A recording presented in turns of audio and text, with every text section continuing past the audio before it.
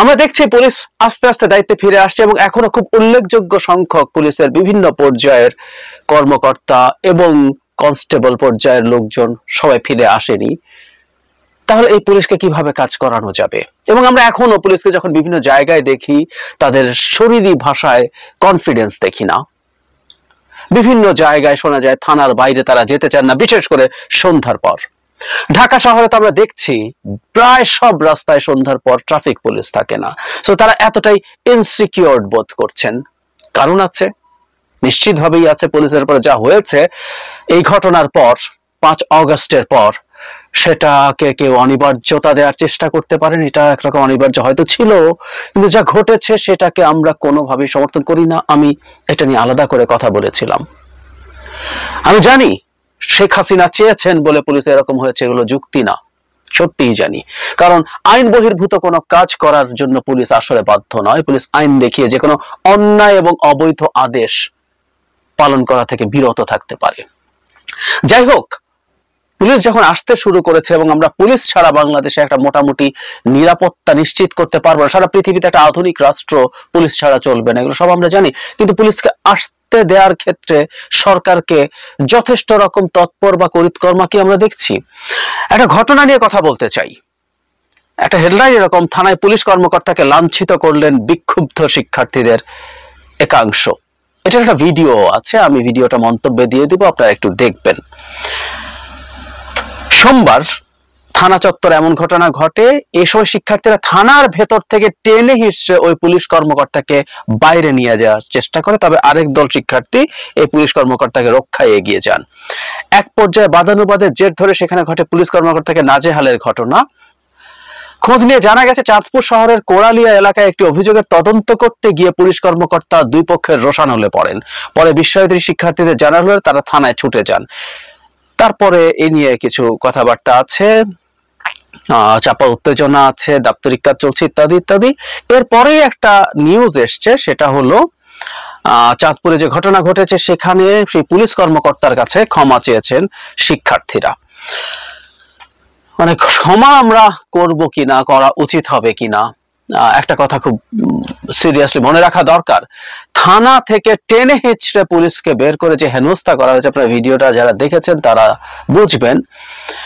মানে এটা একটা খুব common trend in recent Times. আপনি একটা মব তৈরি করতে পারেন, আপনি শিক্ষার্থী নাম দিয়ে মব তৈরি করে আপনি যে কোনো কিছু করার লাইসেন্স পেয়ে যান, যে কোনো কিছু করার লাইসেন্স পেয়ে যান। তাই হলো এখানে, তাই ঘটলো এখানে।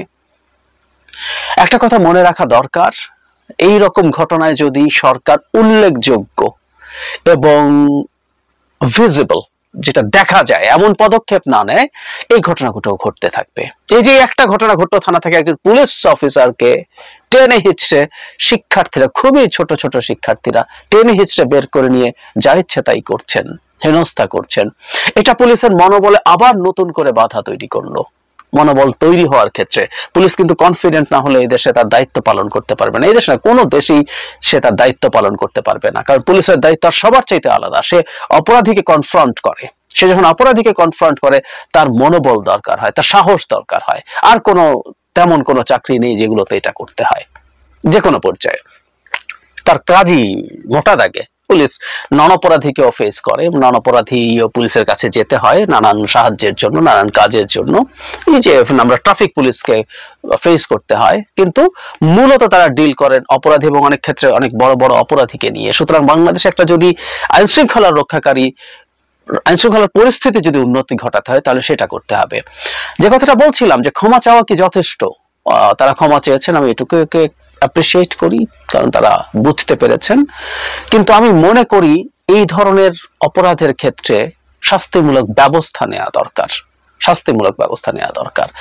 যার উপরে ঘটনা হয়েছে তিনি নিজে মামলা না করতে পারেন, কিন্তু এই রকম অন ক্যামেরা ঘটা ঘটনা, যেটা আমাদের ডেটা আছে, এটা আমরা দেখছি, সেটার বিরুদ্ধে আমি ব্যক্তিগতভাবে মনে করি পদক্ষেপ নেওয়া দরকার। কারণ এই ক্ষমা চাওয়া পরবর্তী ঘটনা ঠেকানোর জন্য যথেষ্ট না। আমি বর্তমান প্রেক্ষাপটে মনে করি যে এই ধরনের কাজ করলে এটা শাস্তিযোগ্য অপরাধ এবং শাস্তির জন্য সরকার ব্যবস্থা নিচ্ছে। এই রকম একটা ভিজিবল পরিস্থিতি না থাকলে পুলিশের নিরাপত্তা নিশ্চিত করা যাবে না। আমি যা দেখলাম এই কয়েকদিনে অন্তত পুলিশ যতটুকু তার দায়িত্বে এসছে, একজন পুলিশ অফিসারের এরকম হেনস্থার ঘটনা নিশ্চিতভাবে তাদের কনফিডেন্সে আবার একটা ধাক্কা দিয়েছে। এই ধাক্কা আমাদের জন্য কোনোভাবেই ভালো কিছু না।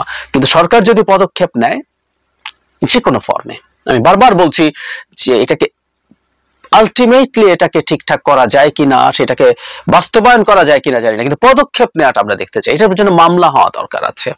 হ্যাঁ, কেউ বলতে পারেন মামলা তো পুলিশই করবে, ছাত্ররা এসে আবার থানায় এটা করবে। যদি তা করার পরিস্থিতি এসে থানায় নিরাপত্তার ব্যবস্থা করা হোক, প্রয়োজনে সেনাবাহিনী দিয়ে, আমাদের সেনাবাহিনী তো এখনো আছে, যৌথ বাহিনী বিভিন্ন ক্ষেত্রে অস্ত্র উদ্ধারে কাজ করছে, তাদেরকে কাজে লাগানো হোক, কিন্তু মামলা হওয়া দরকার এটা নিয়ে। এবং পরবর্তীতে এটা নিয়ে আবার এখানে মামলা বললে একটা প্রশ্ন থেকেই যায়, যখন একটা মব করে কাজ করে পুলিশ অজ্ঞাত তার পুরনো অভ্যাস মতো নানান জনকে দিয়ে নানান রকম বেআইনি কাজ, ধান্দা ইত্যাদি করে, সেরকম হবে না এটা নিশ্চিত করে মামলা করা দরকার। এবং ওখানে ভিডিও ফুটেজ আছে, সুতরাং যথেষ্ট পরিমাণ অভিযুক্তকে আমরা পেতে পারি। আমি বলছি না তাদেরকে ধরেই একেবারে ভয়ঙ্কর কোনো শাস্তির মধ্যে দিতে হবে, কারণ এদের মধ্যে অনেকে, আমি ধারণা করি ভিডিওটা যা দেখলাম মাইনার, যদি সেটাও হয়ে থাকে সেটার জন্য মামলা হবে এবং সেটার জন্য সেটা তাদের শিশু আইন অনুযায়ী যে ব্যবস্থা নেওয়া দরকার সেই ব্যবস্থা নেওয়া দরকার হবে হবে হবে কারণ আমরা বহু ক্ষেত্রে দেখেছি অত্যন্ত কম বয়সের শিশুরা স্কুলে টিচারদেরকে হেনস্থা করছেন, পেটাচ্ছেন, এরকম ভিডিও আমাদের সামনে এসছে।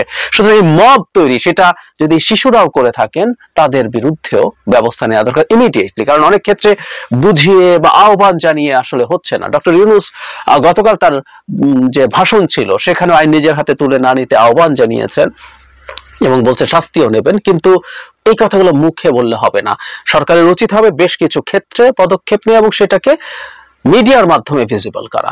বিশেষ করে পুলিশ, আমি রিপিট করছি বারবার, আমরা তো সব পুলিশ বাতিল করে দেই নাই। আমরা যে পুলিশদেরকে এখন মনে করছি যে তারা ফিরে আসুক, তাদের অতীতে যা যা করেছে, বা অতীতে সবাইও যে এই ধরনের কাজে জড়িত ছিলেন তা না, অন্তত যারা ফিরে এসছেন তারা একটা সাহস দেখিয়ে যারা ফিরে এসছেন, আমাদের তাদের পাশে থাকা উচিত। যেহেতু আমরা মনে করছি তাদেরকে আমরা কাজে লাগাবো, আমরা বাতিল করে দিলে ভিন্ন কথা ছিল, সব পুলিশ বাতিল, নতুন করে আমরা পুলিশ নেব, সেটা খুবই প্র্যাকটিক্যাল চিন্তা, কিন্তু যদি সেটা করতাম কথা ছিল। কিন্তু যাকে আমি বলছি দায়িত্বে আসার জন্য, যারা দায়িত্বে আসছেন, তারা কাজ করতে শুরু করেছেন, তাদেরকে এবার আমাদের সোসাইটিতে অ্যাকসেপ্ট করতে হবে। সুতরাং পুলিশ আগে কি করেছে সেটা ভেবে, সেটা চিন্তা করে পুলিশের উপরে চড়াও হওয়া, হুমকি দেয়। আমি শুনেছি রাস্তায় ট্রাফিক পুলিশকে অনেকেই এখন গাড়ি চালক, বাইক চালক, রিক্সা চালক হুমকি দেন তাদেরকে বেআইনি কিছু করতে বাধা দেওয়ার ক্ষেত্রে। এই প্রবণতা থেকে আমাদের সরে আসতে হবে। কিন্তু আমরা সরি বা না সরি, রাষ্ট্র নসিহত করবে, কিন্তু রাষ্ট্রের কাজ হচ্ছে বল প্রয়োগ করা, যেখানে ন্যায্যতার সাথে, এটা জরুরি। আপনি অন্যায্য বল প্রয়োগ করলে আপনি আসলে রাষ্ট্র থাকেন না, আপনি মগের মূল্য হয়েছেন। কিন্তু আপনি যদি ন্যায্যভাবে বল প্রয়োগ করেন তখন আপনি এটা রাষ্ট্র। সুতরাং রাষ্ট্রকে তার এক্সিস্টেন্স প্রমাণ করতে হবে, আদারওয়াইজ আমাদের সামনে খুব খারাপ সময় অপেক্ষা করছে।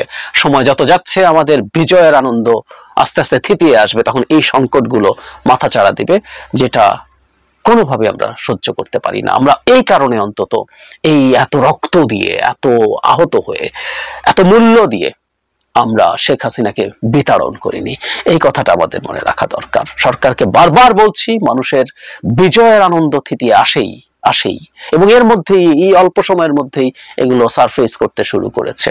এবং আইন শৃঙ্খলা পরিস্থিতি যদি ঠিক না করা যায়, আর সবকিছু একেবারে ব্যর্থ হবে। আমি গত ভিডিওতেও বলেছি, সংস্কার এটা সেটা মানে সাধারণ মানুষের কাছে, সাধারণ মানুষ এগুলো বোঝেও না।